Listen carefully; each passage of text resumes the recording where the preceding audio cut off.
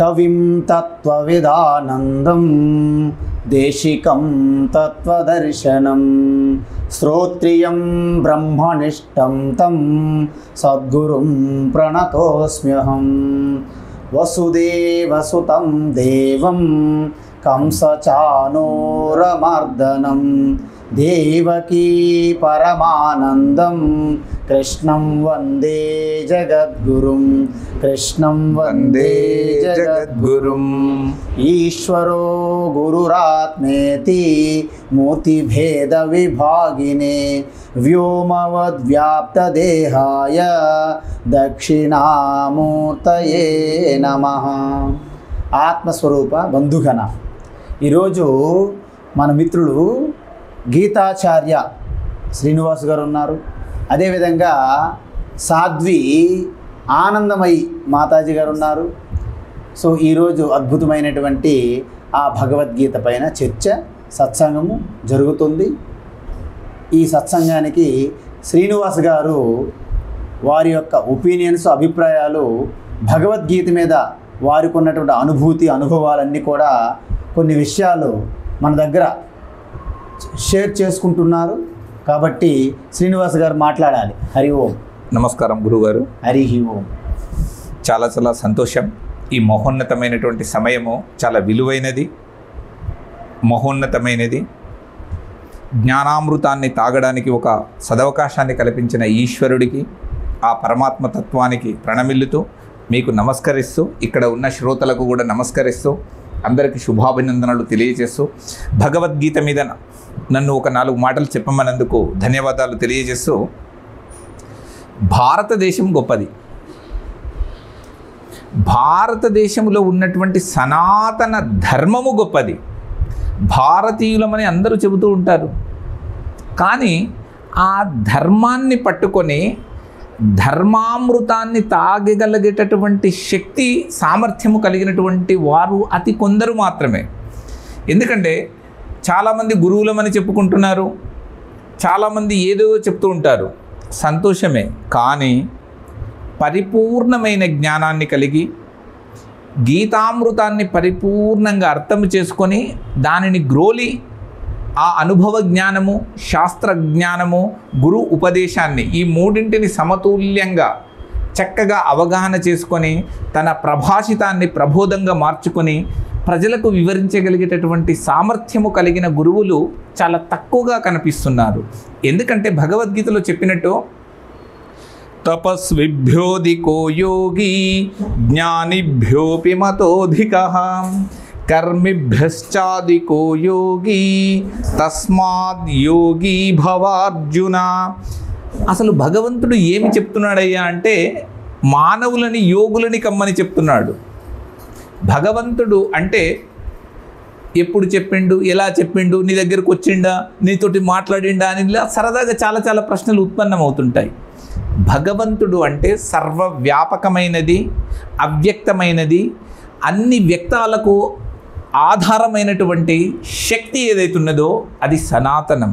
ఆ భగవంతుడు స్వయంగా కృష్ణ భగవానుడి నోటి నుండి చెప్పించింది భగవద్గీత. ఏం చెప్తున్నాడు?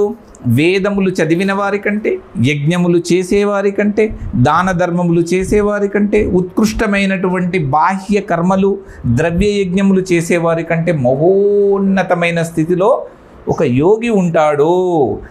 ఆ యోగి ఈ పుస్తకాలు కానీ లేకపోతే బాహ్య వ్యవహారాలకు అతీతంగా ఉంటాడు ఆయన. కానీ ప్రపంచంలోనే ఉంటూ ప్రపంచానికి అతీతమైన దాన్ని తెలుసుకొని ఇటు ప్రకృతి అటు పరమాత్మ రెండింటిని సమన్వయం చేసుకొని ప్రశాంతంగా జీవిస్తూ ఉంటాడు. అతని జీవన్ముక్త స్థితిలో ఉంటాడు. ఆ తత్వాన్ని తెలియజేస్తుంది భగవద్గీత. అది దార్శనికత. ఒక్క భగవద్గీత అర్థమైతే ఈ విశ్వంలో ఇంకా తెలుసుకోవడానికి ఏమీ కూడా లేదని భగవంతుడే చెప్తున్నాడు. ఎక్కడ చెప్పిండు? 7వ అధ్యాయం 2వ శ్లోకంలో చెప్తున్నాడు. జ్ఞానం తేహం సవిజ్ఞానమిదం వక్ష్యామ్యశేషతః యజ్ఞాత్వా నేహ భూయోన్యజ్ఞాతవ్యమవశిష్యతే. హే అర్జున, నేను నీకు జ్ఞానానికి సంబంధించిన విషయాలను చెప్తానయ్యా. అది తెలుసుకున్న తర్వాత ఈ ప్రపంచంలో ఇంకా నువ్వు తెలుసుకోవాలని ప్రయత్నం చేసినా కూడా ఇంకా మిగిలి ఏమీ ఉండదు. అలాంటి స్థితిలో నేను ఉన్నాను కాబట్టి, నీవు నన్ను వేడుకున్నావు కాబట్టి, నన్ను అడుగుతున్నావు కాబట్టి ఆ రహస్య విద్యను నీకు ప్రబోధిస్తున్నాను హే అర్జున అని కృష్ణుడు చాలా చక్కగా చెప్పాడు. మరి కృష్ణుడు చెప్తే అర్జునుడు వినాలి, ఆయన విన్నాడు, మోక్షాన్ని పొందాడు అని చాలామంది అంటున్నారు. మరి అప్పుడు పొందితే మనము మనుషులమే కదా, మనకు మోక్షం వద్దా? మనకు చెప్పే గురువులు లేరా? రాబోయే తరాలకు మరి మోక్షాన్ని ప్రసాదించే గురువులు ఉండరా? ఉంటారు. ఎవరు ఈ జ్ఞానాన్ని పరిపూర్ణంగా తెలుసుకొని ప్రబోధిస్తున్నారో, తెలియచేస్తున్నారో వారిని నమ్మండి. ఆ జ్ఞానాన్ని నమ్మండి. జ్ఞానామృతాన్ని తెలుసుకోవడానికి ప్రతి మానవుడు ప్రయత్నం చేయాలి. కానీ సమాజంలో ఏమైపోయిందంటే భగవద్గీత అంటే అది ఒక భూతంలా కనిపిస్తుంది. పుస్తకాలు చాలా పెద్ద పెద్దగా కనిపిస్తాయి. అయినా ప్రతి ఒక్కరు ఏం చేస్తున్నారు? ఆ పుస్తకాన్ని తీయంగానే వాళ్ళకు భయం అవుతుంది. సంస్కృతంలో శ్లోకాలు ఉంటాయి, తాత్పర్యము చాలా పెద్దగా ఉంటుంది. కర్మయోగము, కర్మ సన్యాస యోగము, లేకపోతే ధ్యాన యోగము, భక్తి యోగము, ఇట్లా పేర్లు చెప్పేవరకలని ఇదేదో మనకు సంబంధించింది కాదు, కృష్ణుడు అర్జునుడికి చెప్పింది అని సంశయంలో పడిపోతున్నారు. చక్కగా అర్థం చేసుకోగలిగే సామర్థ్యము కలిగితే భగవద్గీతని ఒక 18 రోజుల్లో పరిపూర్ణంగా తెలుసుకునే శక్తి యావత్ భారతదేశమే కాదు, ప్రపంచంలో ప్రతి మానవుడు కూడా తెలుసుకోవడానికి అవకాశం ఉన్నది. ఆ తెలుసుకున్న వ్యక్తి ఇతరులకు చెబుతూ కొంతమందిని ఉద్ధరించడానికి అవకాశం ఉన్నదని నా సదభిప్రాయం గురువుగారు. మంచిది, చాలా బాగా చెప్పారు. ఇప్పుడు కర్మయోగము, భక్తి యోగము, ధ్యాన యోగము, జ్ఞానయోగం అంటున్నారు కదా. ఇంతకీ కర్మయోగం అంటే ఏమిటి, భక్తి యోగం అంటే ఏమిటి, ధ్యాన యోగం అంటే ఏంటి, జ్ఞానయోగం అంటే ఏంటి, వాటి మధ్య ఉన్నటువంటి సంబంధం ఏమిటి ఒక్కసారి సంక్షిప్తంగా చెప్పాలి. కర్మయోగము అంటే ప్రతి మానవుడు కర్మలు చేస్తున్నాడు, కర్మలు చేసి దాన్ని కర్మయోగము అనుకుంటున్నాడు. కర్మ ఆచరణ ప్రపంచంలో చేయబడేది. కర్మయోగము అంటే గురువు గారు ఇచ్చిన ఉపదేశాన్ని అనుసరించేది కర్మయోగము. కర్మ ఆచరణకు కర్మయోగానికి తేడా ఉన్నది. భక్తి యోగము అంటే, భక్తి అంటే కలవడము, విభక్తి అంటే విడిపోవడము. భగవంతుడి నుండి జీవుడు వేరుగా ఉన్నంతసేపు విభక్తిలో ఉన్నాడు. కలవడము భక్తి. కలవడం అంటే అల్ప చైతన్యము కలిగిన జీవుడు అనంత చైతన్యము కలిగినటువంటి పరమాత్మతో మేలనము కావడము, కలవడమే భక్తి.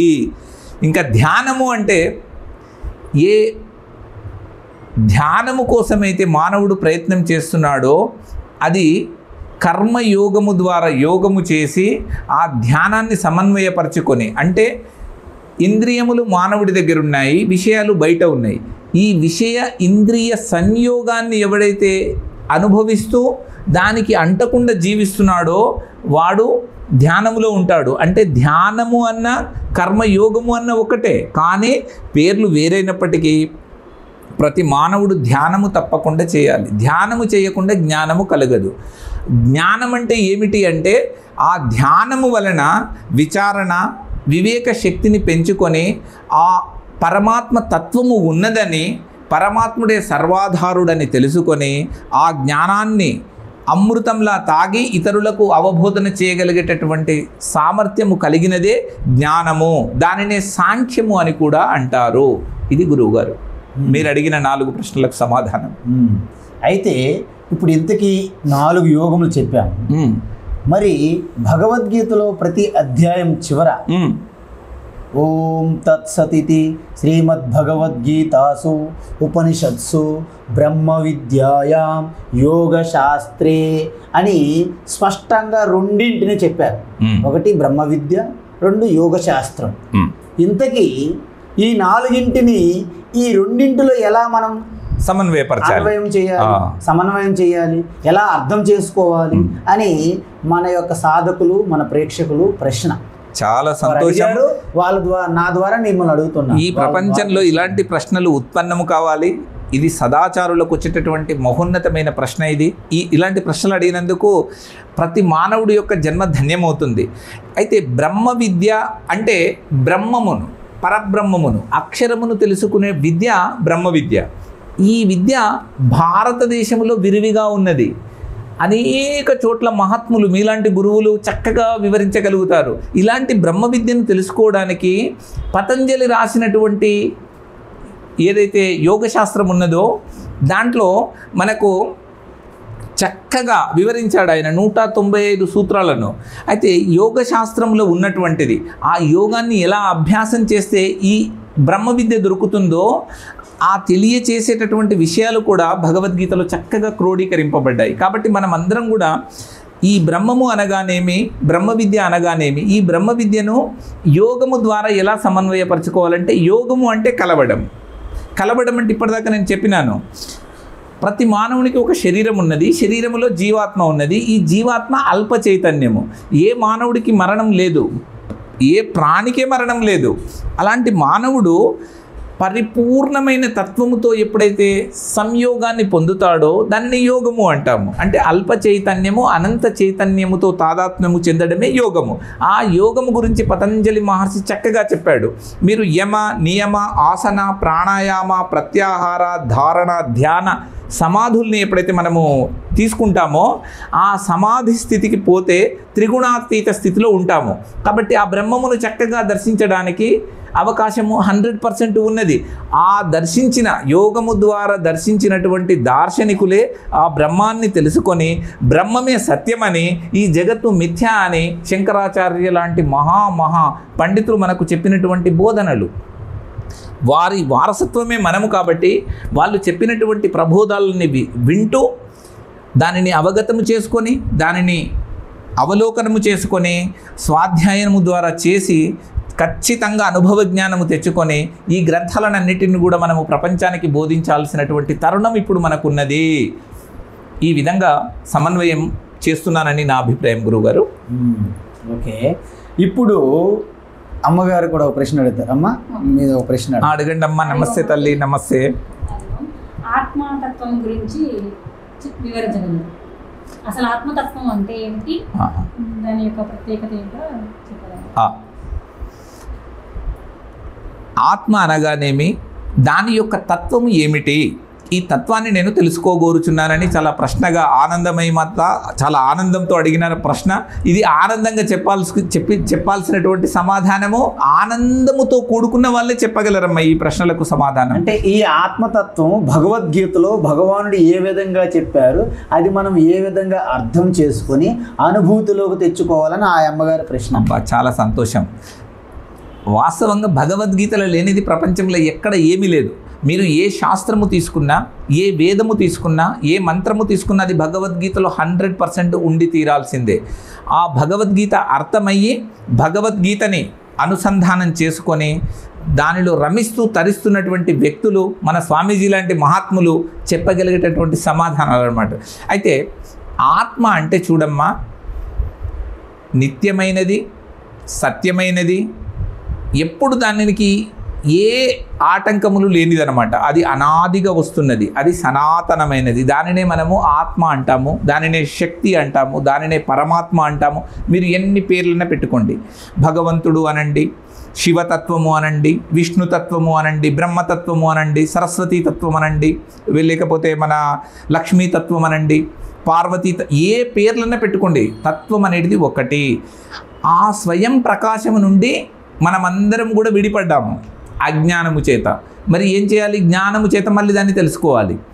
అంటే ఆత్మ అంటే మరణము లేనిదని, అది సత్యమైనదని, ఎప్పుడు ఎల్లవేళలా ఉండేదని మనకు తెలియాలి.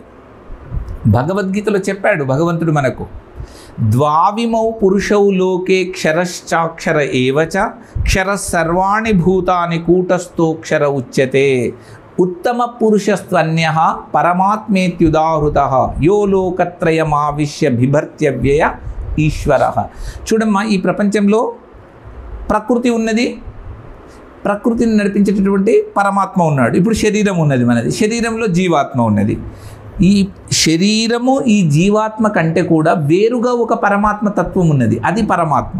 అయితే ఆ తత్వాన్ని ఎవడు తెలుసుకుంటున్నాడో అదే అయిపోతున్నాడు అనమాట.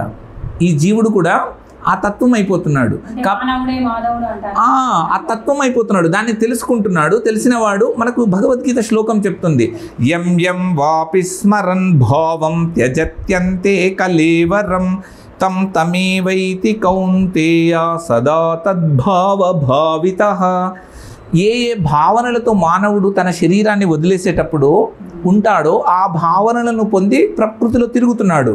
అయితే ఏ ఒక్క మహాత్ముడో ఈ తత్వాన్ని తెలుసుకొని పరమపదాన్ని, పరమ మోక్షానందాన్ని పొందాలని, జీవన్ముక్త స్థితిని పొందాలని తెలుసుకొని ఆ పరమాత్ముడు చెప్పినటువంటి గీతా రహస్యాన్ని తెలుసుకొని గీతోపదేశాన్ని అనుసరిస్తాడో అతను ఏమైపోతున్నాడు? జీవించి ఉండగానే జీవన్ముక్తుడవుతున్నాడు.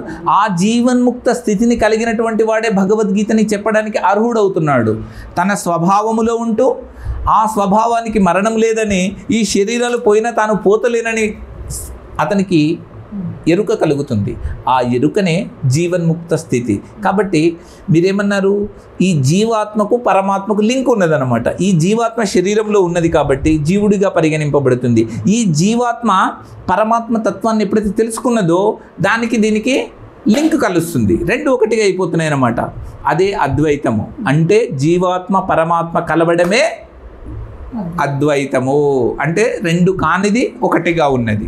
ఇది తెలుసుకోవాలి ప్రతి మానవుడు. దీనికే భగవద్గీతలో చక్కగా కృష్ణుడు అర్జునుడికి చెప్పినటువంటి సంబోధనలన్నీ దీని గురించే ఉన్నాయమ్మా. ఇది తత్వం. ఓకేనా? మంచిది. అంటే అదే నీవై అక్కడి నుండి వచ్చింది గురువుగారు. ఇప్పుడు మరి కర్మయోగము, జ్ఞానయోగముతో పాటు అనేక యోగములు ఉన్నాయి కదా. ఇప్పుడు ఆ యోగములన్నింటినీ ఈ రెండే ప్రధానంగా తీసుకునేటప్పుడు, ఎందుకంటే భగవద్గీతలో కృష్ణ పరమాత్మ రెండింటి గురించి ముఖ్యంగా ప్రకటించారు. ఏంటవి? లోకేస్మిన్ ద్వివిధా నిష్ఠ పురాప్రోక్త మయానఘ. సో ఆ విధంగా తీసుకుంటే మరి ఇన్ని యోగములు ఉన్నాయి, మరి ఏ గ్రూపులో ఇవన్నింటినీ పెట్టమంటారు? కర్మ ఆచరణ, కర్మయోగము వేరని నేను చెప్పినాను. ప్రపంచంలో అందరూ ఏం చేస్తున్నారు? కర్మ ఆచరణ చేస్తున్నారు. చేసి వీళ్ళు ఏమంటారు? మేము కర్మయోగం చేస్తున్నాం అనుకుంటున్నారు. కాదు, కర్మయోగము వేరు, కర్మ ఆచరణ వేరు. కర్మయోగము అంటే గురువు ఉపదేశము తీసుకొని ఎట్లా ధ్యానము చేయాలి, ఎట్లా యోగము చేయాలి తెలుసుకొని చేసేది కర్మయోగము. అలా కాకుండా సామాన్యులు ఏం చేస్తున్నారు? పని చేస్తారు, ఫలితాన్ని ఆశించడం లేదు అంటారు. అట్లా ఎవడన్నా ఉండగలడా లోకంలో అంటే ఉండలేం మనం. కానీ నేను ఉంటున్నాను అని అనుకుంటాడు. అన్నంత మాత్రాన సరిపోదు. అనుకున్నంత మాత్రం నేను ధనవంతుణ్ణి అనుకుంటే ధనవంతులం అయిపోతున్నామా? కాదు కదా. నేను నిష్కామ కర్మయోగిని అని అనుకున్నంత మాత్రాన నిష్కామ కర్మయోగి కావడం లేదు కదా. అందుకోసం కర్మ ఆచరణ వేరు, కర్మయోగము వేరు. ఆ కర్మయోగాన్ని పరిపూర్ణంగా చెప్పగలిగే సామర్థ్యము యోగులకు ఉంటుంది. యోగి అంటే ఎవరయ్యా? చక్కగా జ్ఞానాన్ని తెలిసినవాడు, పరిపూర్ణమైన జ్ఞానముతో జీవించేవాడు. ఆ జ్ఞానము యోగము ద్వారా, ధ్యానము ద్వారా, తపస్సు ద్వారా తెలుసుకున్నటువంటి వాడు. కాబట్టి కర్మ ఆచరణ వేరు, కర్మ యోగము వేరు గురువుగారు. ప్రపంచంలో చేసే పనులన్నీ కూడా కూటి కొరకు, భుక్తి కొరకు. కోటి విద్యలు కూటి కొరకు ఉన్నాయి. ఒకే ఒక విద్య ఉన్నది, బ్రహ్మ విద్య. అది యోగుల ద్వారానే తెలుస్తుంది. తద్విద్ధి ప్రణిపాతేన పరిప్రశ్నేన సేవయ ఉపదేక్షంతి తే జ్ఞానం జ్ఞానినస్తత్వదర్శిన. తత్వాన్ని దర్శించిన వాళ్ళే దీన్ని మనము చక్కగా ఇప్పుడు తత్వం గురించే మాట్లాడుతున్నాము. ఆత్మతత్వం గురించి, జీవన తత్వం గురించి, జీవిత సత్యం గురించి, భారతీయ సనాతన ధర్మం గురించి మనం చర్చిస్తున్నాం. కాబట్టి ఈ యొక్క కర్మ ఆచరణకు, కర్మయోగానికి తేడా తెలియాలి. ఆ కర్మయోగము ఏ విధంగా చేస్తే నిష్కామ కర్మయోగం అవుతుంది అంటే, సామాన్యంగా మనము చేసేటటువంటి పనులు, ఆ పనులకు సంబంధించిన ఫలితాలు, ఆ ఫలితాలని ఎలా కర్మ ఫలాన్ని ఎట్లా దగ్ధం చేయాలనో ఆ విద్యనే బ్రహ్మ విద్య. అంటే ఆ విద్యని తెలుసుకోగలిగే సామర్థ్యము కొంతమందికే ఉంటుంది. అది చెప్పగలిగే సామర్థ్యం కూడా కొంతమందికే ఉంటుంది. కాబట్టి అందరూ కర్మలు చేసి కర్మను సన్యసించామని అనుకుంటే సరిపోదు. కర్మఫల త్యాగము జరగాలి. కర్మఫల త్యాగము జరిగితేనే వాడికి శాంతి, పరిపూర్ణమైన తృప్తి కలుగుతుంది. అందుకోసం మనకు 12వ అధ్యాయంలో చెబుతాడు కృష్ణుడు, భగవంతుడు, శ్రేయో హి జ్ఞానమభ్యాసాద్ జ్ఞానాద్ ధ్యానం విశిష్యతే ధ్యానాత్ కర్మఫల త్యాగాత్ శాంతిరనంతరం. చూడండి, మనము ధ్యానము చాలా విశేషమైనది. ధ్యానం చేయకుండా జ్ఞానము కలగదు. ఖచ్చితంగా ధ్యానము చేయాలి ప్రతి మానవుడు. ప్రతి నిత్యము ఎంత తక్కువ అనుకున్నా ఒక 25 నిమిషాల నుండి 30 నిమిషాలు బ్రహ్మముహూర్తంలో లేచి ధ్యానంలో కూర్చోవాలి. ఆ ధ్యానములో నీ ధ్యాస ఎక్కడ పెట్టాలనో గురువుగారు చెప్పినట్టు తెలుసుకొని పెట్టాలి. నీ సొంతంగా నువ్వు ధ్యానం చేస్తే మనకు ఏం గుర్తొస్తుంది? అప్పు ఇచ్చినోడన్నా గుర్తొస్తాడు, అప్పు ఎగ్గొట్టినోడన్నా గుర్తొస్తాడు లోక వ్యవహారంలో. కాబట్టి నీ మనసుని అలాంటి ప్రకృతి వైపు పోకుండా పరమాత్మ యందే అనన్యమైన భక్తితో ఆ చింతనని ఎలా చేయాలి అనేటటువంటి సామర్థ్యం కలిగి ఉండాలి. కాబట్టి ఆ యోగం అనేటటువంటి గురువుల ద్వారానే తెలుసుకోవాలని నా సదాభిప్రాయం గురువుగారు. చాలా అద్భుతంగా చెప్పారు. కర్మయోగము జ్ఞానయోగము రెండు ప్రధానంగా తీసుకుంటే, కర్మయోగం అనేది ఆ వ్యక్తిని యోగ్యత ఇస్తుంది. యోగ్యత అంటే ఏంటి? మనం వాస్తవానికి పరమాత్మ స్వరూపులు అయినప్పటికీ కొంత మాలిన్యం ఏదైతే మలం అంటారు, మలము విక్షేప ఆవరణంతో కూడి ఉన్నటువంటి జీవాత్మ భ్రమలో ఉండడం వలన నేను పరమాత్మను అనే ఒక ఎరుక, ఆ స్మరణ లేదు. కాబట్టి మనకి పూర్తిగా ఆ మల విక్షేపాలు ఆవరణ రహితంగా చేసి మనకు ఒక యోగ్యత సిద్ధి అందించేది కర్మయోగము. ఎందుకు కర్మయోగం అన్నామంటే, ఇక్కడ కర్మ అంటే అనేక రకాల కర్మలు ఉంటాయి. నిషిద్ధ కర్మలు ఉంటాయి, కామ్య కర్మలు ఉంటాయి, ప్రాయచిత్త కర్మలు ఉంటాయి, అనేక ఆగామి ప్రారబ్ధ సంచిత కర్మలన్నీ అనేక విస్తారంగా ఉన్నాయి. కానీ కర్మ అంటే ఇక్కడ సత్కర్మ. ఏమిటి సత్కర్మ? సత్వగుణ సంపత్తితో కూడి ఉన్నటువంటి లోక కళ్యాణం, జగత్ కళ్యాణంతో పాటు నా కళ్యాణం కూడా జరగాలని ఒక సదుద్దేశంతో ఎవరైతే కర్మ చేస్తారో ఆ కర్మ కూడా ఈశ్వరార్పణంగా మనం కర్మ చేయడం వలన వచ్చే రిజల్ట్ని ఈశ్వర ప్రసాదంగా స్వీకరించడం వలన, ఎందుకంటే కర్మణ్యేవాధికారస్తే మా ఫలేషు కదాచన. కాబట్టి బ్రహ్మణ్యాదాయ కర్మ అని సంగం త్యక్త్వా కరోతి యః లిప్యతే నసపాపేన పద్మపత్రమివాంబస. ఈ విధంగా ఆ ఈశ్వర అర్పణ బుద్ధితో, పూజా భావనతో ఎవరైతే ఆ సత్కర్మ చేస్తారో ఆ కర్మ కూడా వచ్చినటువంటి ఆ రిజల్ట్ ఏదైతే ఈశ్వర ప్రసాదంగా తీసుకుంటారో దాన్ని ముఖ్యంగా కర్మయోగం అంటారు. అందువలన అంతఃకరణ శుద్ధి, ఆ ఏకాగ్రత సిద్ధించడానికి మనం ఎన్ని యోగములను చెప్తున్నామో, ధ్యాన యోగం, జపయోగం, తపోయోగం, ఎన్ని యోగాలు చేసినా అన్నీ కూడా బ్రాడ్గా కర్మయోగం కిందే వస్తాయి. ఎందుకంటే ఇవన్నీ కూడా మనకి దేవాలయమునకు చేరుకోవడానికి అనేక మార్గములుగా ఉన్నటువంటి విధానాల ఉపాయాలే తప్ప, అంతిమంగా వెళ్ళాలంటే గర్భగృహంలోకి వెళ్ళాలంటే ఒకటే ద్వారం ఉంటుంది, అదే జ్ఞానయోగము. అందువలన సర్వం కర్మాఖిలం పార్థ జ్ఞానే పరిసమాప్యతే. అక్కడ అందుకే నహి జ్ఞాని అని సదృశం పవిత్రమిహ విద్యతే. ఆ విధంగా జ్ఞానాగ్ని దగ్ధ కర్మాణం భస్మసాత్ కురుతే తథా. ఆ విధంగా ఏదైతే చెప్పారో జ్ఞానయోగం అనేది అనేక విధానాలు ఉండవు. అందువలన మనము ఆ యొక్క జ్ఞానయోగములోకి ప్రవేశించడానికి ముందుగా మనలో యోగ్యత, మనలో సంసిద్ధత కావడానికి అనేక రకములైన ఉపాయాలు మనం వాడవచ్చును. అది ధ్యానయోగం అవని, కర్మయోగం అవని, జపయోగం అవని, అనేక క్రియాయోగాలు అవని, ఎన్ని యోగములైనా చేయవచ్చు. ఎందుకంటే క్రియాయోగం అంటే అనేక అపోహలు బయట ఉన్నాయి. కానీ పతంజలి మహర్షి ఏం చెప్పారు క్రియాయోగానికి? తపస్వాధ్యాయ ఈశ్వర ప్రణిధానాన్ని క్రియాయోగ అని చెప్పారు సూత్రం. అందువలన బయట ఈ క్రియాయోగం మీద అనేక అపోహలు ఉన్నాయి.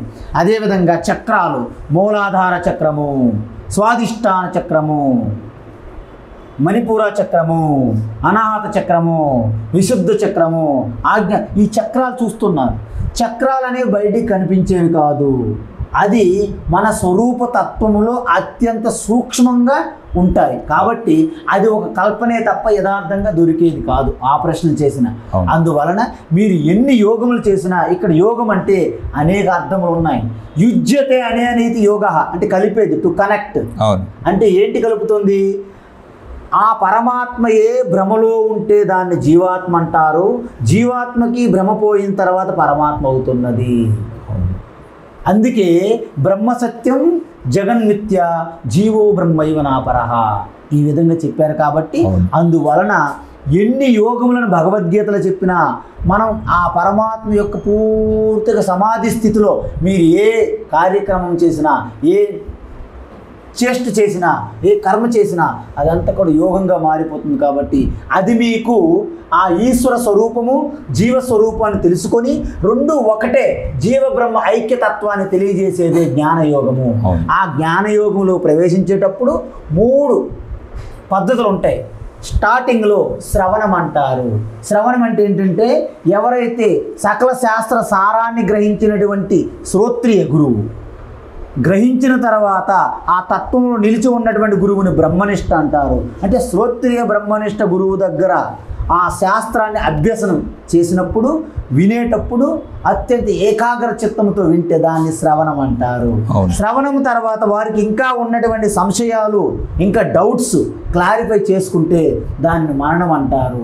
శ్రవణ మననముల ద్వారా మీకు ఒక ప్రజ్ఞ స్పష్టంగా తెలుస్తుంది. ఆ ప్రజ్ఞ అనేది మీకు ఉంది, కానీ మీ స్వాభావికంగా మీ యొక్క స్వభావంతో మళ్ళీ పోతుంటారు. అందువలన టీ గ్లాసులో లోపల అడుగు భాగంలో ఉన్న చక్కెర మాదిరిగా టీ చప్పగా ఉంది, చక్కెర అడుగు భాగంలో ఉంది. కాబట్టి ఆ ప్రజ్ఞ కూడా మీకు నరాలలో మీ స్వాభావికంగా అహం బ్రహ్మాస్మి అనే స్థితిలోకి మీరు రావాలంటే దాన్ని పదే పదే నిధిధ్యాసనం చెయ్యాలి. ఆ నిధిధ్యాసనమే ఇక్కడ మనకి అహం నిర్వికల్పో నిరాకార రూప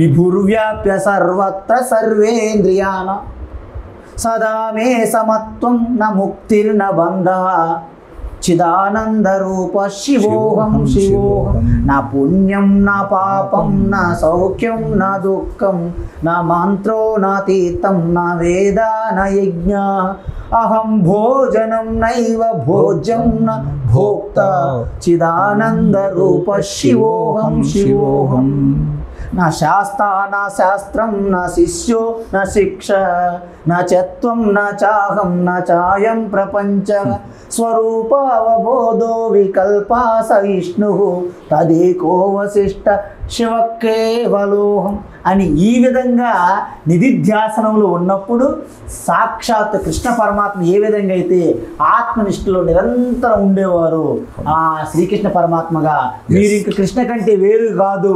ఆత్మారామో విరాజతే. ఎందుకంటే తీర్త్వా మోహార్ణవం గత్వా రాగద్వేషాది రాక్షసాన్ సీతా శాంతి సమాయుక్త ఆత్మారామో విరాజతే.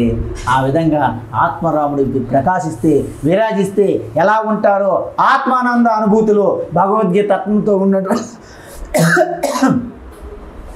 మన శ్రీనివాస్ గారు సాక్షాత్తు భగవద్గీత జ్ఞానం ద్వారా ఒక ప్రోడక్ట్ ఏదైతే కృష్ణ పరమాత్మ కర్మయోగిగా కావాలనుకున్నారో తస్మాత్ యోగి భవ అర్జున, తస్మాత్ యోగి భవ శ్రీనివాస్ అన్నట్లుగా మన శ్రీనివాస మిత్రులు ఈరోజు భగవద్గీత వారి ప్రాణంగా వారు అధ్యయనం చేశారు. అదేవిధంగా ప్రచారమే తన జీవిత కర్తవ్యంగా ఎంచుకున్నటువంటి శ్రీనివాస్ గారికి చాలా శుభాభినందనలు. చాలా చాలా ధన్యవాదాలు గురువుగారు. అయితే ఇది మన ప్రాంతాల్లో అక్కడక్కడ మన మహాత్ములు ఉన్నారు, కానీ వాళ్ళు బయటికి రారు. ఇప్పుడు ఆంజనేయులు గురువు గారు అని నాకు ఒక గురువు గారు ఒక 15 సంవత్సరాల క్రితం ఉన్నారు, చిన్న పల్లెటూరులో. ఆయన చిన్న ఒక ఉపదేశం ద్వారా నేను ఈ విధంగా చెప్పగలుగుతున్నానంటే, ప్రతి మానవుడు అన్ని శాస్త్రాల సారాన్ని తప్పకుండా తెలుసుకోవడానికి అవకాశం ఉన్నది. ఆ ప్రయాణంలో ఈరోజు మనము గీతా విజన్ సత్సంగములు చూస్తున్నాము.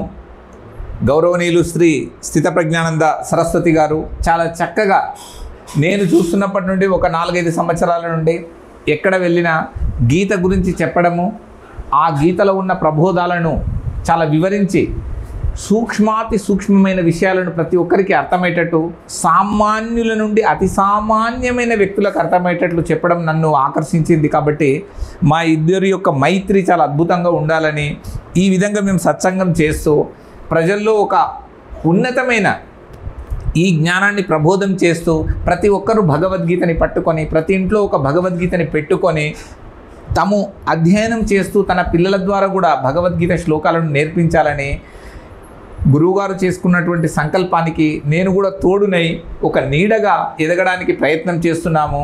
మీ అందరి సహాయ సహకారాలు, అదేవిధంగా ఇప్పుడు ఈ మాధ్యమాన్ని చూస్తున్నటువంటి ప్రతి శ్రోత కూడా చక్కగా గ్రహించి మన గురువులని, మన గురు పరంపరని నిలబెట్టుకోవాలి. మన భారతదేశము గురు పరంపరకు ఆలవాలము కాబట్టి, గురువు లేని విద్య గుడ్డి విద్య కాబట్టి, గురువు చెప్పేటటువంటి మార్గము అది ప్రకాశ మార్గము, అది జ్ఞాన మార్గము, అది విశేషమైన జ్ఞాన జ్యోతులను వెలిగించే మార్గము. కాబట్టి మనము అజ్ఞానాన్ని తొలగించుకొని జ్ఞాన జ్యోతులమై ప్రకాశిస్తూ ఉన్న ఈ జీవితాన్ని ప్రపంచానికి స్వచ్ఛమైనటువంటి జ్ఞానాన్ని ప్రబోధిస్తూ మనము తిరగాలని గురువుగారిని కూడా ఆకాంక్షిస్తూ, ఆయనని కోరుకుంటూ, ఆయనకు నమస్కారాలు చేస్తూ, ఆయన ప్రయాణం ఇంకా ఉన్నతోన్నతంగా ప్రపంచము నలుమూలలా వ్యాపించాలని కోరుకుంటూ ఈ శ్రీనివాస్ గారు అలా మిమ్మల్ని వేడుకుంటున్నారు గురువుగారు. శుభం భూయాత్.